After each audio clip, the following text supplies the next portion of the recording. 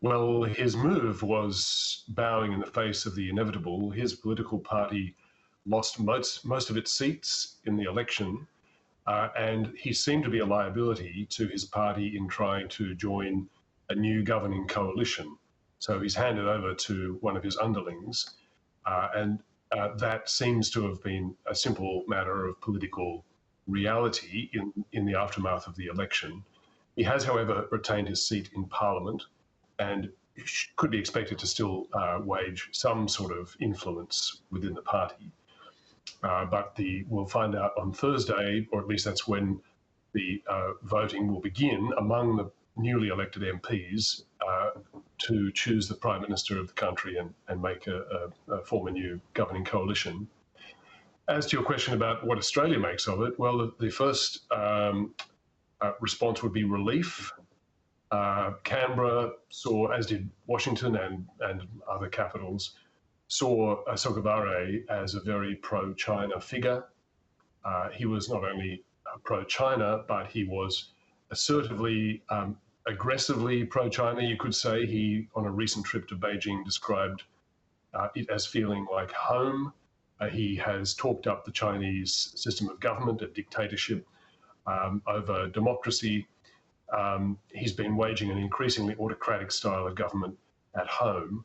So for him to now be out of the job is a relief to the countries like Australia that want to see a minimisation of Chinese encroachment into the region and the preservation of maximum Australian and independent Pacific policy. Not that he lost the election over his foreign policy.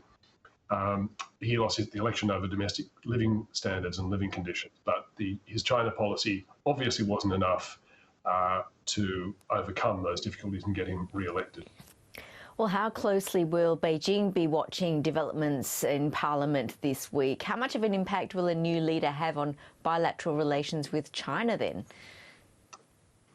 Yes, Beijing will be watching very closely. The whole region will have watched this election.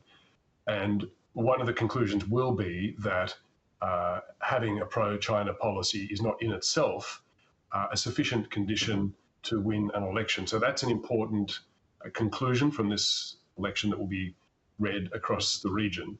And the new Prime Minister, of course, will have a great deal of say in the nature of the relationship that the Solomons will have with Beijing. But we have yet to see who that will be.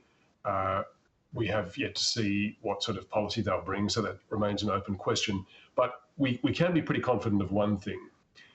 Whoever the new Prime Minister of Solomons will be, will not be as outspokenly or assertively or instinctually perhaps as pro-China as Sogavare. He was really an outlier and an extreme within the Solomons political spectrum.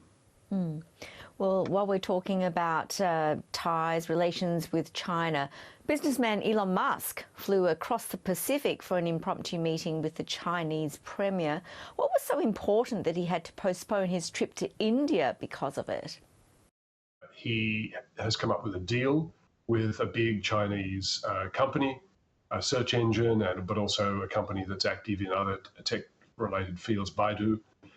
And that agreement will have his cars, Elon Musk's Teslas, using Baidu's satellite mapping systems and data to allow Tesla cars to do some limited self-driving around China. That's the concept. It was a boost for Tesla's share price in the US. Tesla's share price went up by more than 10%, which the company needed. It's been sagging. Its sales have been falling in China and elsewhere, and it's had to discount its prices heavily.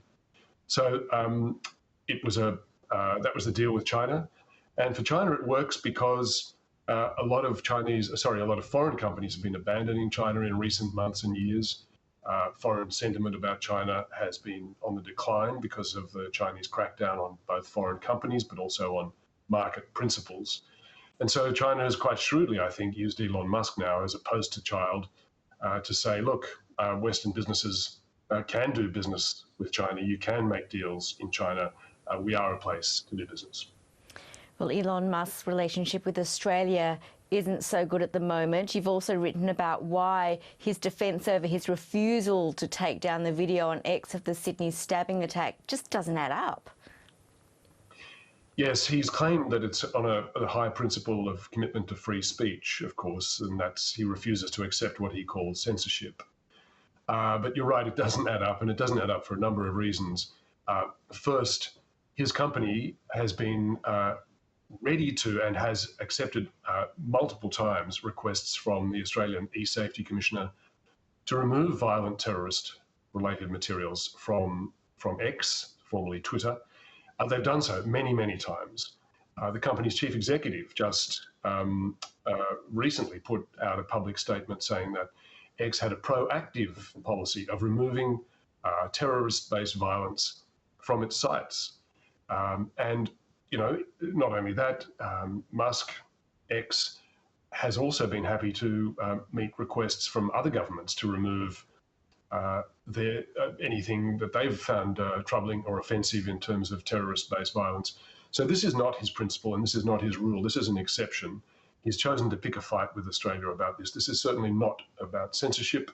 It's not about high principle. And in fact, perhaps the most striking affirmation of that fact, confirmation of that fact, is what we've just been discussing, Yvonne, that he was in China being very complimentary to the Chinese government, saying how much he loves China.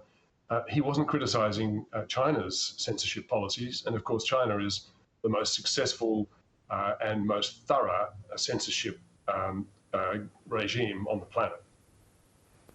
Very interesting point you make there, Peter Hartcher.